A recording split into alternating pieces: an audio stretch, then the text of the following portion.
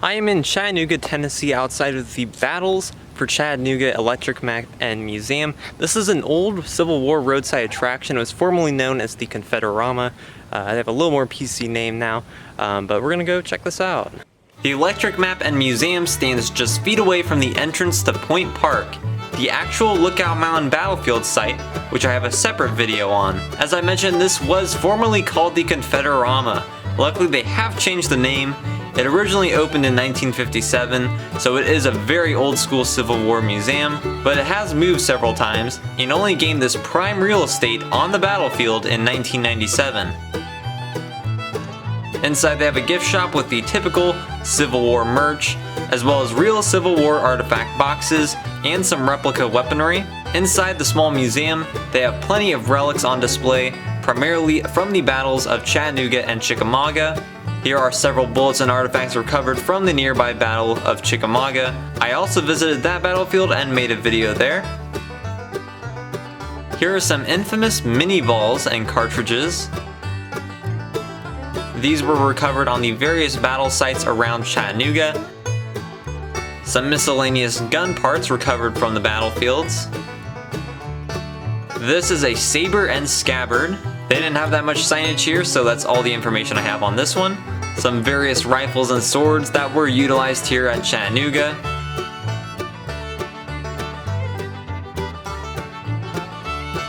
There's a Springfield 1861 rifle. Even more rifles and sabers.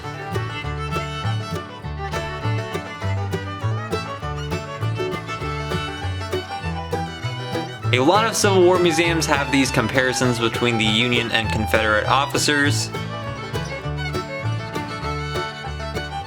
Some recovered camp supplies. There's probably lots of this stuff that could still be found because of the long occupation and siege of Chattanooga. There's some ghostly statues in this corner. And this is the entrance to the Electric Map Theater. This is the same electric topographical map of the Chattanooga area that was used in 1957 at the old Confederorama. But in 2016, the traditional show got a big new multimedia upgrade, and it's very well done, so enjoy the show. It is 1863, the third bitter year of the war between the states. The conflict goes badly for the Confederacy. In the north, Lee's thrust into Pennsylvania has ended in terrible defeat at Gettysburg. To the west, on the Mississippi River, Vicksburg has fallen to Ulysses S. Grant. Now, Union armies are massing in eastern Tennessee in a determined effort to cut the South in two. The small town of Chattanooga is about to take its place in history. As a major railroad center connecting the east, west, and south, Chattanooga is a strategic point for supplying the Southern troops with ammunition, food, and clothing. Move in pursuit, the armies collide. On September 19th and 20th, in some of the war's bloodiest and most desperate fighting, Union troops are defeated at the Battle of Chickamauga. When the fight is over, more than 16,000 Northerners and 18,500 Southerners lie dead, wounded, or missing in the dark and bloody forest. His high-handed treatment of them and their men, some officers are openly calling for his dismissal. Meanwhile, Union troops tear down the town's houses, barns, sheds, and fences as they entrench. Their axes and saws fell the surrounding trees as they build their fortifications and prepare for the upcoming winter. Bragg's troops are ill-supplied and hungry as they wait and watch. Both sides settle into a routine over which an unwritten truce prevails. Occasional artillery barrages are exchanged, but there is little sniping between pickets. The situation seems futile. The siege, however, soon takes its toll on the Northern Army. September's drought and choking dust clouds have given way to heavy rains and mud by early October. Their supplies continue to dwindle. The only supply route is over tortuous mountain roads. Wagon trains can scarcely haul more than the fodder it takes to feed their animals. Joseph Hooker and 17,000 more under General William Tecumseh Sherman are moving to reinforce the Army of the Cumberland.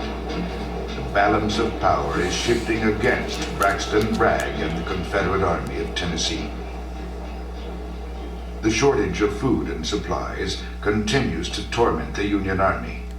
Some men steal corn meant for the horses and mules. Others butcher the dead animals where they fall. At 3 a.m. on October 27th, under the light of a full moon, 1,150 select troops clamber aboard their untested craft and shove off into the turbulent currents of the rain-swollen Tennessee River. They dare not paddle. Silently drifting with the current, they cling as best they can to the north bank. Pockets of fog help to conceal their passage.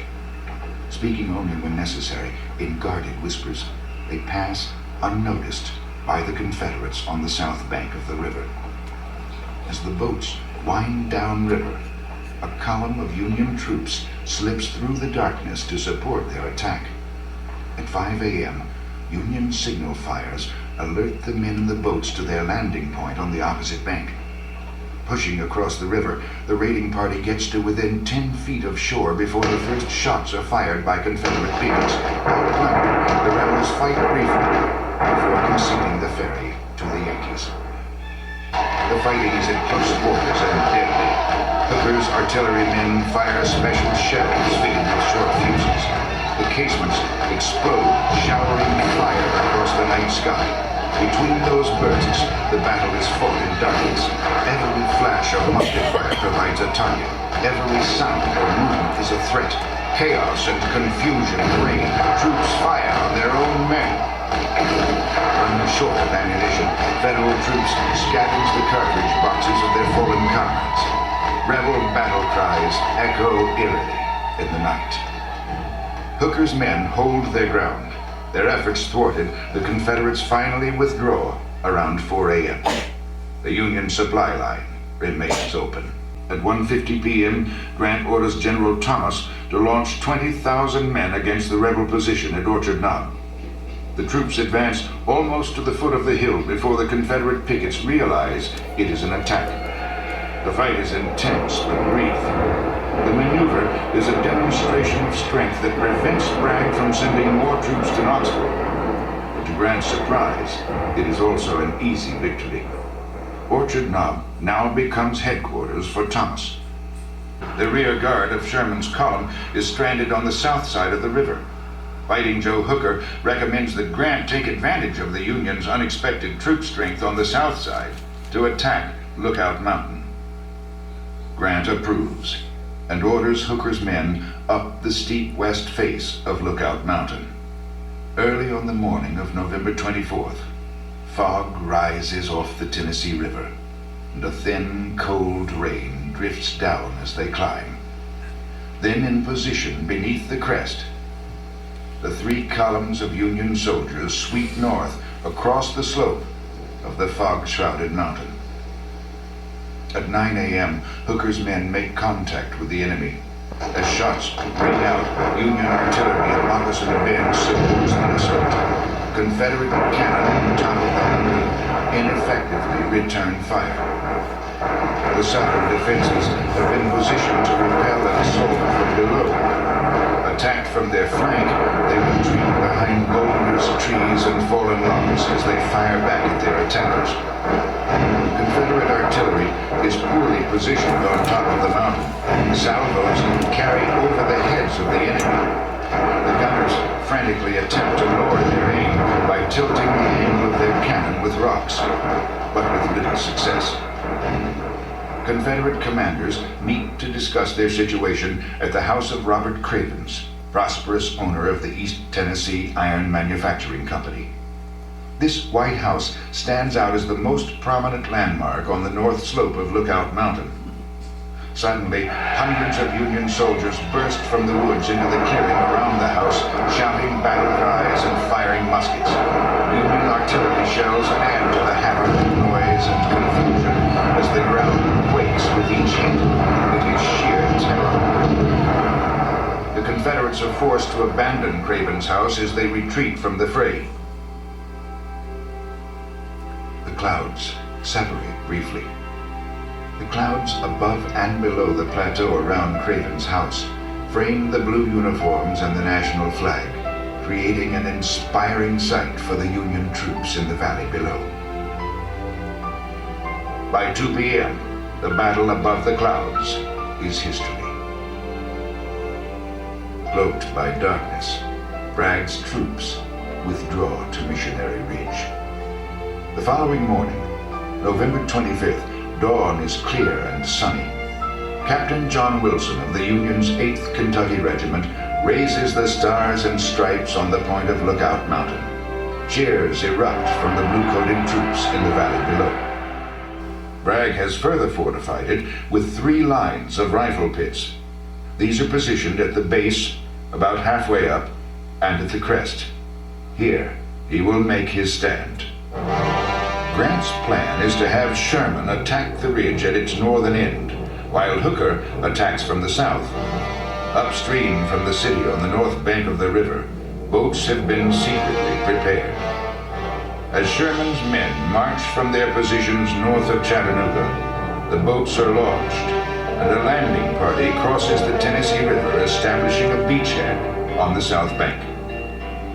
A pontoon bridge is hurriedly built, and Sherman's main troops cross the Tennessee. Sherman is now in position to move against the rebels on Missionary Ridge. With complete confidence that Sherman and his battle-hardened veterans of the Western campaigns will succeed, Ulysses S. Grant orders them to begin their assault on the 25th from their position at the north end of the ridge. But due to a faulty map, Sherman occupies a hill which is separated from Missionary Ridge by a wooded valley. Realizing that Grant plans to attack his right flank, Bragg orders General Patrick Cleburne to move up from Chickamauga Station and defend the ridge's northern end. Cleburne's division is the elite unit of the Army of Tennessee and has the honor of carrying its own distinctive flag, a blue field emblazoned with a full silver moon. Waiting through the night, Cleburne's 4,000 men will oppose Sherman's 30,000. The fight begins at dawn. A deafening roar rolls across the Tennessee hills as cannon and muskets duel. Sherman quickly realizes that his troops are not on Missionary Ridge. To reach it, they must fight their way across a shallow valley. The Yankees advance against a storm of minie balls and exploding shells. Cleburne's artillery men load and fire so quickly that the barrels of their guns become too hot to touch. The fight rages for hours. Charges and countercharges are made under torrents of fire. Drifting clouds of thick white smoke and the sulfurous fumes of gunpowder summon up visions of hell. By mid-afternoon, Cleburne's soldiers are almost out of ammunition. As Sherman's troops press their attack, the situation becomes critical. Cleburne orders his men to fix their bayonets and charge. The Southerners rush down the slope, bayonets flashing in the sun. Stunned by the ferocity of the assault, the Federals turn and run. 500 are taken prisoner. Sherman's attack is stalled. Cleburne's soldiers have won the first round, and the South retains control of Missionary Ridge. Meanwhile, Hooker has led his men down from Lookout Mountain into the valley to cross Chattanooga Creek. He's following Grant's orders to attack the Confederate left flank from Rossville Gap.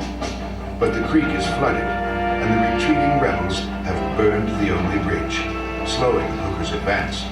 There is a critical delay before his troops can get across the creek and advance toward Missionary Ridge. At his headquarters on Orchard Knob, Grant has spent the morning and most of the afternoon anticipating Sherman's victory and Hooker's attack. He is disappointed on both counts, and daylight is waning. Grant decides to move Thomas's troops forward to the foot of Missionary Ridge, hoping that Bragg will recall formations from his right flank to support his center. That would allow Sherman to resume his attack. At 3:40 p.m., 6 cannon are fired in rapid succession, signaling Thomas's troops to advance.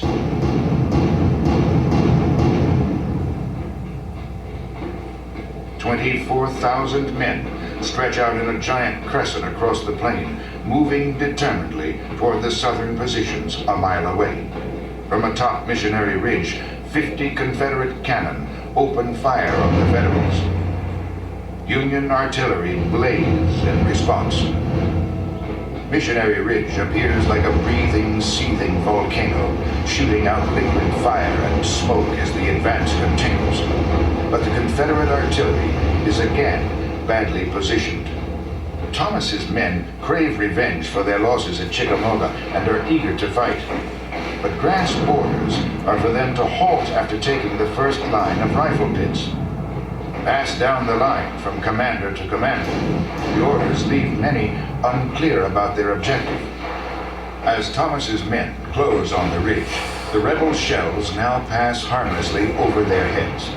A half-mile out, Union troops in the front ranks can see the yellowish streaks of dirt which mark the first line of rifle pits. They break into a run. Their charge sweeps across the plain like a raging prairie fire. The Confederates at the foot of the ridge are overwhelmed by this awesome sight. Panicking, they abandon their first line of defense as they rush to their rear. Successive waves of Union troops surge to the foot of the ridge and halt following Grant's orders, wondering what to do next. Confusion reigns on both sides. The rebels, retreating up the ridge, block the field of fire of their comrades in the second and third lines above them and are easy targets for the Union soldiers below. The poorly stationed Confederate cannons cannot be aimed effectively down the slope.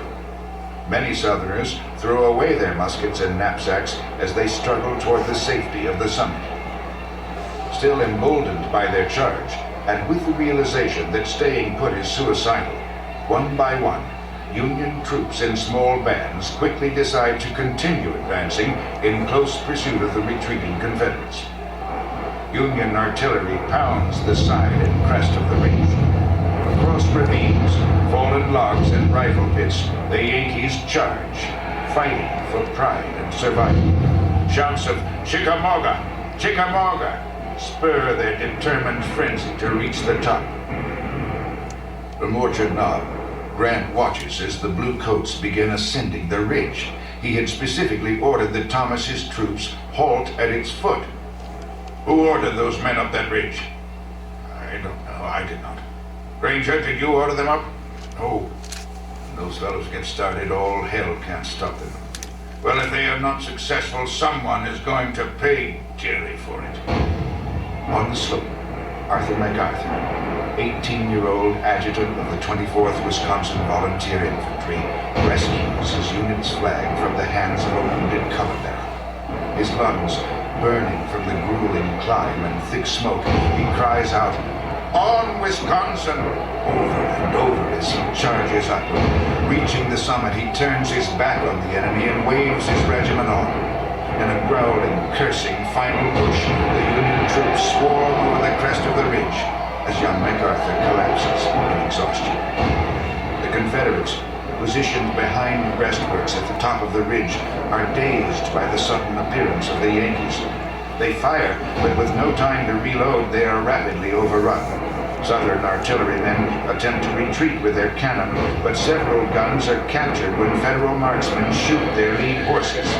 Some gunners are forced at bayonet point to turn their cannon against their retreating comrades. The withdrawal becomes a panic-stricken rout, while the Yankees, crazed with joy, celebrate in the former Confederate positions. General Bragg watches as his army disintegrates. Dismounting from his horse, he tries to rally the soldiers. "I am here. Do not disgrace yourselves. Fight for your country." The men he has treated so contemptuously in the past ignore his pleas. The beaten Confederates stream down the east side of Missionary Ridge, making for the railroad at Chickamauga Station and the towns of Ringgold and Dalton in North Georgia. The Confederate Army of Tennessee is defeated.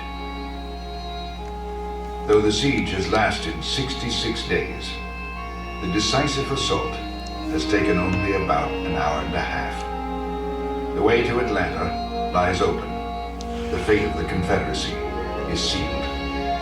Bragg will resign his mismanaged command on November 30th.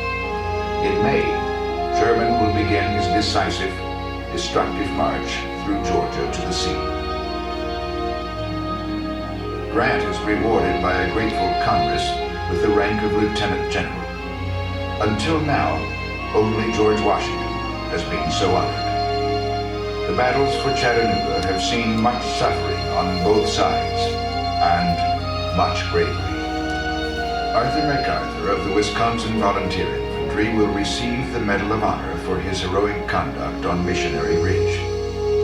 He will return home after the war to father a son who will be first in his class at West Point and earn 7 Silver Stars in World War I. Later, General Douglas MacArthur will go on to win the Medal of Honor of his own for his defense of the Philippines in World War II. The battles for Chattanooga are over. Superior leadership on one side was important, but it was the determined efforts and endurance of the common soldiers that proved decisive. Some never left the field, but many returned home with stories which would last for generations.